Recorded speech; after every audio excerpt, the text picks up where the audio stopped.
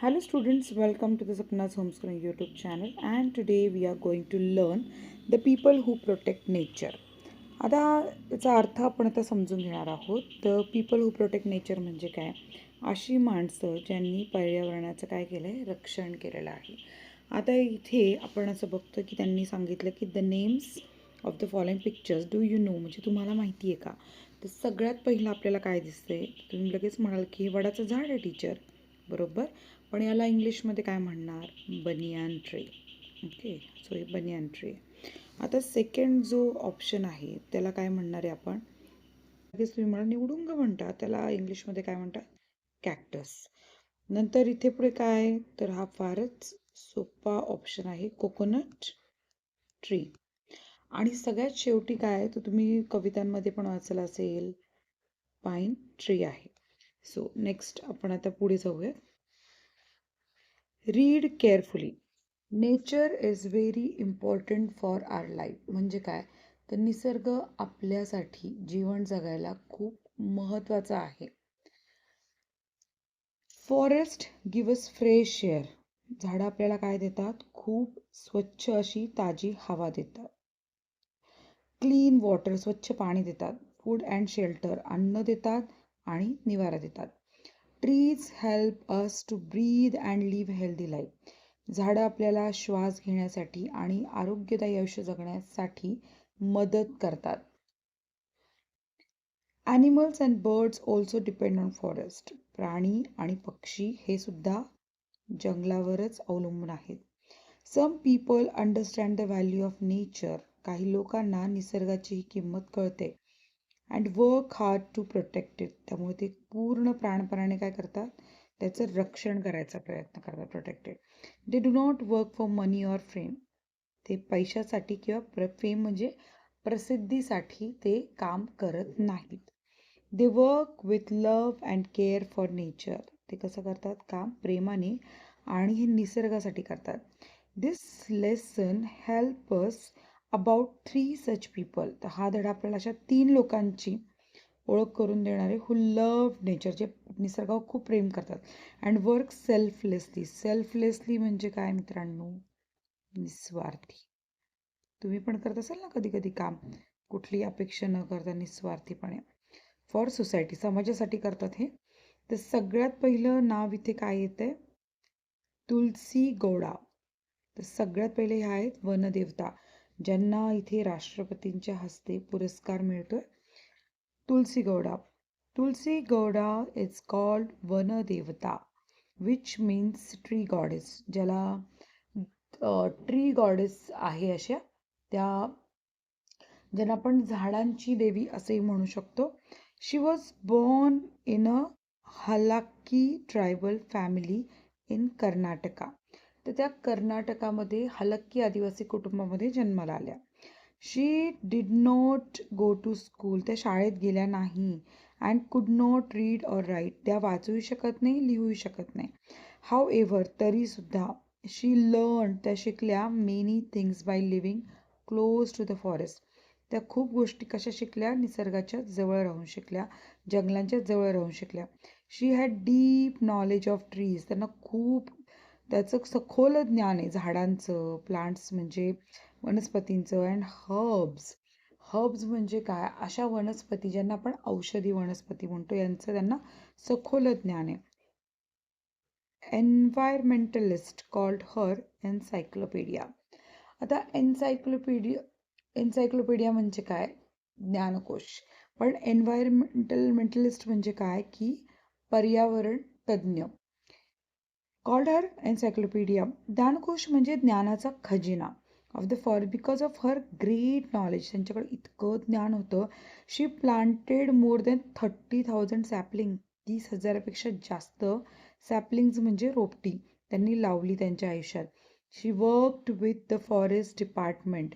त्या वनविभागासोबत काम करायच्या. अँड टूक केअर ऑफ प्लांट नर्सरीज. आणि झाडांच्या, रोपट्यांच्या ज्या नर्सरीज असतात, त्या रोपवाटिका ज्यांना आपण म्हणतो, त्यांच्यासोबत त्या काय करायच्या? देखभाल सुद्धा करायच्या.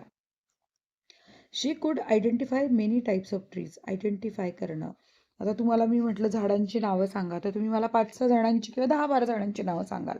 पण त्यांना त्या कितीतरी झाडांना ओळखू शकायच्या and knew the mother tree of each species. आणि प्रत्येक वनस्पतींचं जे मूळ आहे त्या मुळाला त्या ओळखायच्या. म्हणजे त्यांना त्या झाडाची अनेक प्रकारची मूळ झाडाची माहिती त्यांना होती. She believe that the forest taught her like a teacher. त्यांना असं पूर्ण खात्री होती की या निसर्गानं, या जंगलानं त्यांना शिकवलेलं आहे. कसं? शिक्षकाप्रमाणे. She love trees as her own children. ती झाडांवर स्वतःच्या मुलांसारखं प्रेम करायच्या. इन 2021 साली the government of India honoured, सन्मानित केलंय her with Padmashri award for her great service to nature. तर निसर्गासाठी केलेल्या महान कार्याबद्दल त्यांना पद्मश्री पुरस्कारानं सन्मानित करण्यात आलं. आणि ही खूप मोठी गोष्ट आहे मित्रांनो, मैत्रिणींनो.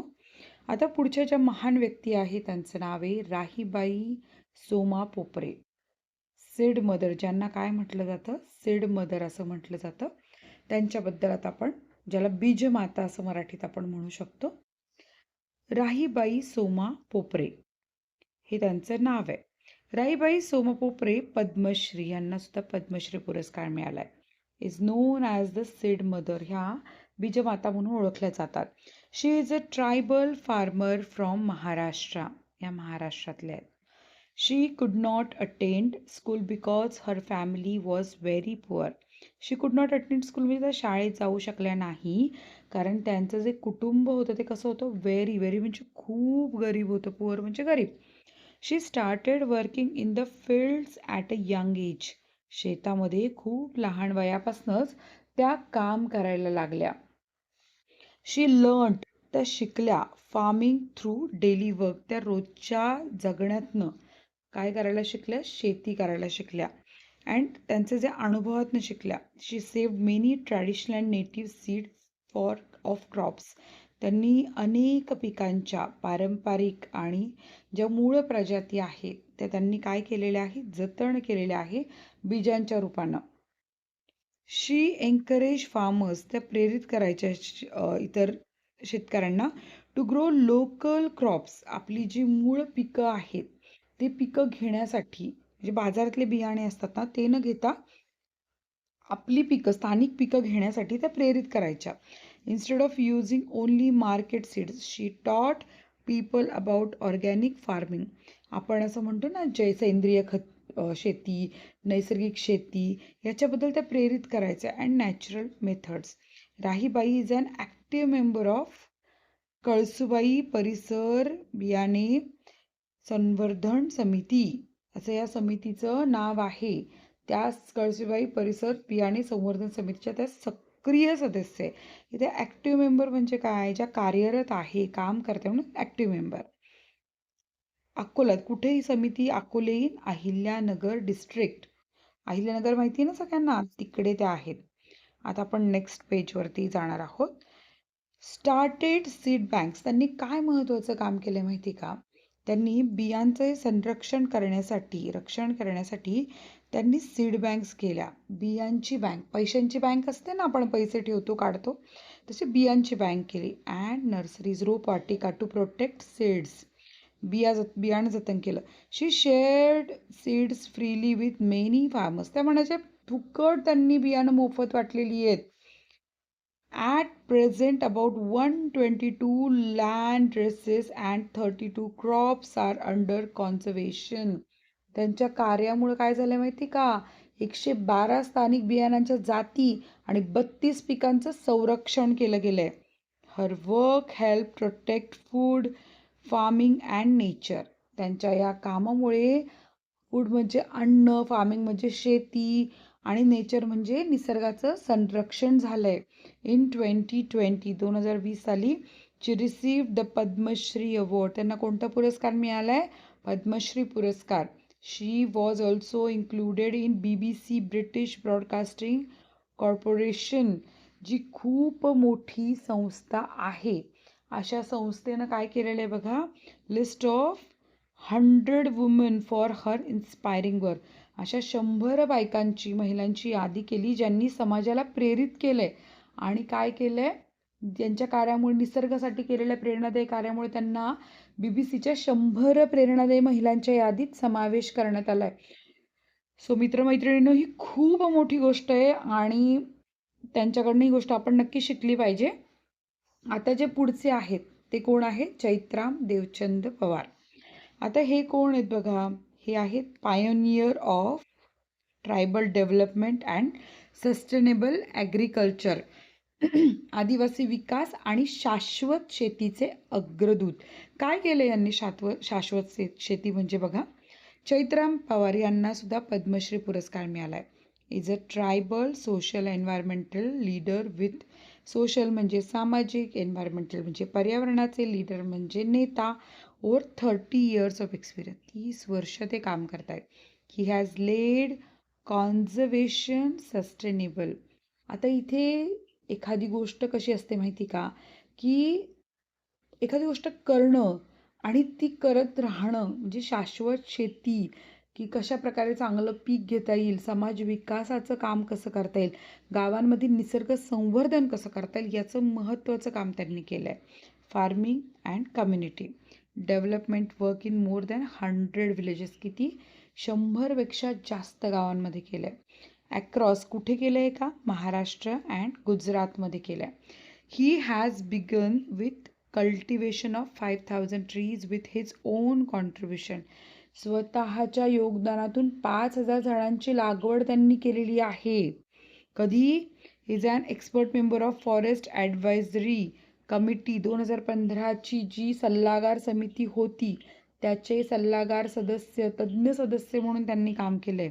ही हेल्प प्रोटेक्ट फॉरेस्ट, त्यांनी जंगल वाचवण्यासाठी मदत केली आहे. एम्पॉवर ट्रायबल कम्युनिटीज, आणि तुम्हाला माहितीच आहे जंगलामध्ये ज्या आपले आदिवासी बांधव आहे, महिला आहे, त्यांना सक्षम करायचं काम, त्यांना especially women and promote self reliant development म्हणजे स्वावलंबी विकास करणं, स्वतः पैसे कमवता येणं, जगता येणं, यासाठी त्यांनी मदत केली आहे. He has started work from his village, त्यांनी स्वतःच्या गावापासून सुरुवात केलेली आहे आणि या गावाचं नाव आहे Baripada in Dhule district. With the help of, कशाच्या मदतीनं त्यांनी हे काम केलेलं आहे, जनजाती कल्याण आश्रम. तर हा कुठे, now extended in near by 100 villages from Maharashtra, Madhya Pradesh and Gujarat. आता हे जे काम चाललेलं आहे ते महाराष्ट्र, मध्य प्रदेश आणि गुजरातच्या 100 गावापर्यंत विस्तारलेलं आहे. कशाचं? जनजाती कल्याणच्या आश्रमाच्या मदतीनं. ठीक आहे.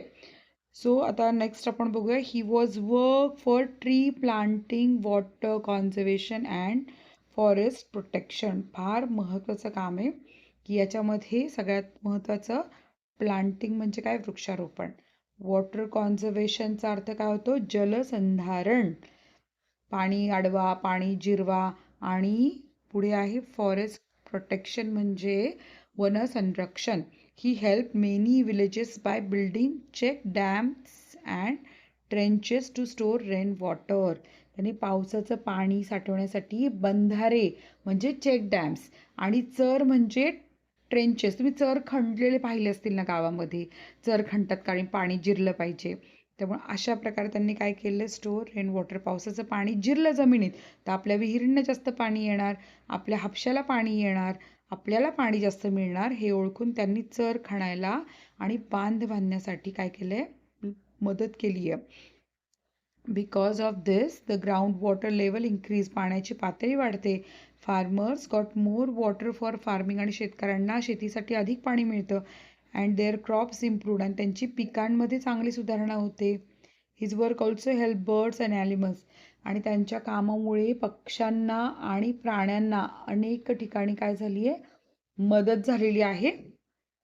सो त्यामुळे मदत म्हणजे कशी, झाडं अनेक तर त्यांचे आदिवास, त्यांचे राहण्याचे ठिकाणंही वाचतात, प्राण्यांनाही पाणी मिळतं प्यायला, किंवा गवताळ प्रदेशामुळे त्यांना लपण्यासाठी, आणण्यासाठी जागा मिळते. To get safe homes, many forest were saved because of his effort, त्यांच्या प्रयत्नामुळे अनेक जंगलं वाचली आहेत. 2025ला he received the Padma Shri award for his valuable work for society nature. So 2025ला त्यांना हा अवॉर्ड, हा सन्मान मिळाला आहे. आता वर्ड बास्केटमध्ये कोणते शब्द दिले आहेत बरं, आपण त्याचे अर्थ पटापट बघायचे का? हर्ब्स.